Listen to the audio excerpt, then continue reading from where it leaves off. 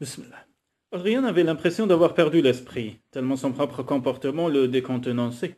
Pourtant, il aurait besoin de garder la tête froide s'il voulait mettre un terme à ses conflits avec Maggie. Il éprouvait aussi une sorte de colère envers lui-même pour s'être montré si hésitant, quand il avait plutôt l'habitude de résoudre ses problèmes sur le champ. Aurait-il laissé la Syrie aller à la dérive? Certainement pas. Alors pourquoi cette coupable négligence envers son mariage? Maggie était délicieuse et attentionnée dans leurs moments d'intimité. Elle avait même affirmé être éprise de lui. Elle était généreuse, et cela le torturait de penser que, peut-être, il ne méritait pas ce qu'elle lui donnait. Le trait essentiel du caractère de la jeune femme, c'était son indulgence, son ouverture d'esprit. Elle était comme l'arbre de santal, qui parfume la hache en train de l'abattre. Malgré tout, quelque chose manquait, et ce manque entretenait un climat d'ambiguïté entre eux. Peut-être à cause de son tempérament réservé, parce qu'il n'était pas du genre à montrer ses sentiments en soi, mais elle, alors. Rien dans l'attitude de Maggie ne laissait supposer qu'elle était éprise de lui. Elle n'avait pas les yeux d'une femme amoureuse, ni même simplement heureuse. D'ailleurs, de ce fait, il ne pouvait l'être lui non plus. Il trouvait pour le moins curieux que son bonheur dépendît de celui de Maggie. Pour être tout à fait franc, elle l'avait déçu. Elle lui avait caché la vérité, cependant il ne pouvait s'empêcher de penser que les désagréments qui en avaient résulté étaient pour une large part de son fait. Et cette idée le rongeait. Une autre question le tourmentait. Maggie allait-elle partir, le quitter? Elle semblait apprécier la maison, le paysage, tout ce qui constituait sa nouvelle existence. Pourtant, il s'inquiétait. S'était-elle rendu compte qu'il avait fini par s'attacher à elle? Avait-elle compris que ce qu'il appelait désir était en réalité de l'amour? Que les paroles sévères qu'il avait eues à son endroit n'étaient qu'une expression du chagrin, de la colère qui succède au sentiment d'avoir été trahi? Que le diable t'emporte, Maggie, dit-il à haute voix. Tu as prétendu avoir eu l'intention de tout m'avouer au sujet des enfants avant leur arrivée. Si c'était vrai, pourquoi ne l'as-tu pas fait? Pourquoi avoir attendu? J'ai beau retourner la question de tous les côtés, je ne saisis toujours pas. Ah, vraiment, répondit une petite voix dans son esprit.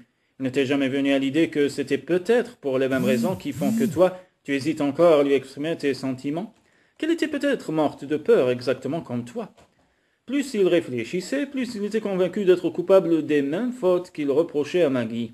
Alors pourquoi ne pas essayer de se pardonner mutuellement? Il se mit en quête de Molly, qu'il trouva dans la buanderie pliant du linge avec Wong. J'aimerais que vous m'accordiez quelques instants, lui dit-il. Ça tombe bien. Je commençais à trouver lassant de plier des vêtements, répliqua-t-elle en adressant un clin d'œil à Wong. Après qu'ils eurent gagné le bureau, Adrien remplit 2 verres de vin de Bordeaux et entendit un à Molly, l'invitant à prendre un siège.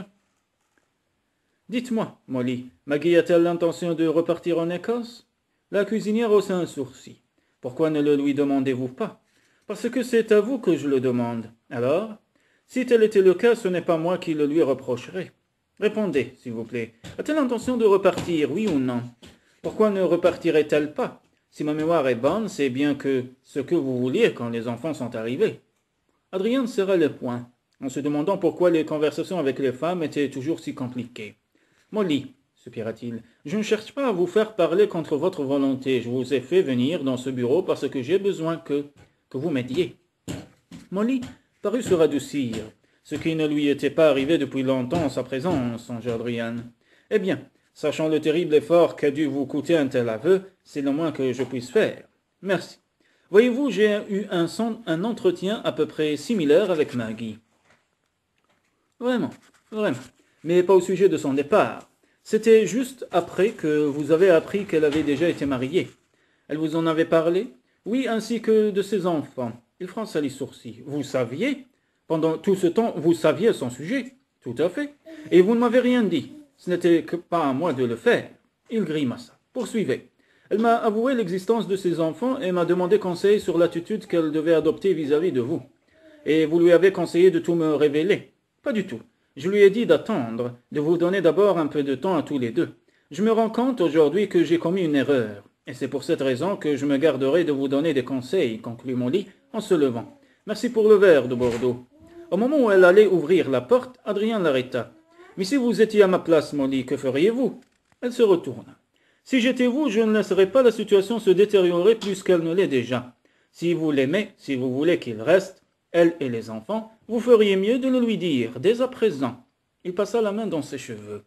Si j'avais un peu de temps, je sais qu'elle finirait par me comprendre, sans que j'aie besoin de le lui dire. Avec des si, vous ne m'aidez pas beaucoup. Certains problèmes doivent être résolus sans l'aide de personne. Molly secoua tristement la tête et poursuivit. Je ne comprendrai jamais pourquoi Dieu, qui a fait l'homme si fort, le réduit à l'état de mauviette dès qu'il s'agit d'avouer son amour à une femme. Une femme n'est pas un devin. Ce n'est pas parce qu'elle voit passer 2 colombes dans le ciel qu'elle va s'imaginer que son destin est tout tracé. Si vous voulez que Maggie soit sûre des sentiments que vous éprouvez pour elle, il faut le lui dire en face. Elle sortit du bureau, pour réapparaître un instant après. Vous avez changé d'avis demanda-t-il. Non, mais j'ai quelque chose qui pourrait changer le vôtre. Quoi? Une phrase que mon père me répétait souvent. Adrien esquissa une grimace. Épatant, il ne me manquait plus que ça. Que disait-il? Il disait qu'à attendre le clou, on perd la chaussure. Qu'à attendre la chaussure, on perd le cheval. Qu'à attendre le cheval, on perd le cavalier. Si j'étais vous, je n'attendrais pas trop longtemps, selon moi. Vous avez déjà perdu la chaussure et le cheval, comme dirait Big John. C'est votre dernière cartouche. J'ai été stupide, admit Adrien, incroyablement aveugle et stupide. Ne vous jugez pas trop durement. Si tous les gens stupides portaient un lampion, on y verrait la nuit comme en plein jour. Longtemps après le départ de Molly, le jeune homme demeura adossé à son fauteuil, les yeux clos, réfléchissant aux paroles de la cuisinière, balançant entre regret et soulagement, regret pour les erreurs, les malentendus avec Maggie, soulagement pour s'en être aperçu à temps. Maggie l'aimait, elle le lui avait dit, alors que toi tu ne lui as jamais rien dit de tel, chuchota la petite voix à son oreille. Je le ferai, c'est promis. Sa décision prise, il repensa à Maggie. Ce matin au petit déjeuner, il avait passé une demi-heure fort amusante en sa compagnie. Il sourit en se rappelant la manière dont elle avait évoqué tout ce qu'elle avait appris au sujet du pain de Californie. Savait-il à quel point ses fibres serrées lui permettaient de résister au feu, aux maladies et aux insectes? Savait-il que, près des côtes, on se protégeait presque toujours derrière une ligne d'épicéa? Savait-il que le pain de Californie s'apparentait au gigantesque séquoia? Maggie l'épatait avec ses connaissances, sa compréhension des affaires, sa capacité à parler de sujets qui, ordinairement, concernaient les hommes. Peu à peu, il avait pris plaisir à rentrer tous les soirs chez lui et l'entendre raconter avec un enthousiasme presque enfantin les événements de la journée, écouter ses questions, ses conseils avisés. Récemment, il avait été un peu désarçonné car elle n'avait pas été là pour l'accueillir, et lorsqu'il avait interrogé Molly, cette dernière lui avait répondu qu'elle devait être quelque part dans la maison. Cela l'avait contrarié et même attristé. Puisqu'il l'aimait, elle aurait dû s'en apercevoir, voilà comment il réfléchissait. Oh, bien sûr, il avait aimé bien avant d'en avoir pris conscience, mais aujourd'hui, il avait l'impression qu'un arc-en-ciel s'était déployé dans son cœur. Maggie, Maggie, Maggie. Le désir qu'il éprouvait pour elle emplissait ses journées, et la nuit, il en perdait le sommeil. La nuit, il y avait aussi cette peur qui l'envahissait et qui le ramenait toujours à la même question. S'il la laissait partir, sachant qu'elle ne pourrait retourner en Écosse, où irait-elle avec ses 3 enfants? Fletcher avait été destitué de son titre. En Écosse, sa vie serait menacée. Adrian abhorrait l'injustice sous toutes ses formes. Il n'y avait rien de tel pour susciter sa fureur. Si cet Adair Ramsay avait eu l'audace de fomenter ce complot, s'il était parvenu à évincer un duc et toute sa famille, c'était sûrement un homme redoutable. Peut-être même viendrait-il les harceler jusqu'ici.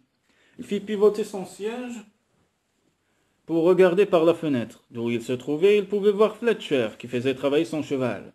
Le gamin était indéniablement doué. Il possédait l'assurance et le port d'un duc.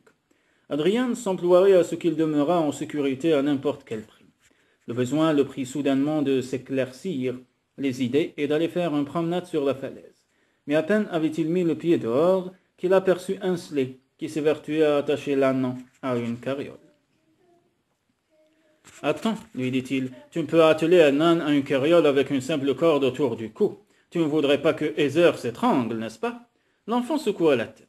Dès qu'Adrien eut desserré la corde du cou de l'animal, ce dernier fit entendre un puissant braillement. « Vois-tu la façon dont elle dresse les oreilles ?» reprit-il. « Cela signifie qu'elle est heureuse de me voir. En revanche, si elle les baisse, c'est qu'elle n'est pas très contente. Et si par malheur tu vois qu'elle les plaque en arrière, ça signifie qu'elle est très fâchée et qu'elle va essayer de mordre ou de ruer.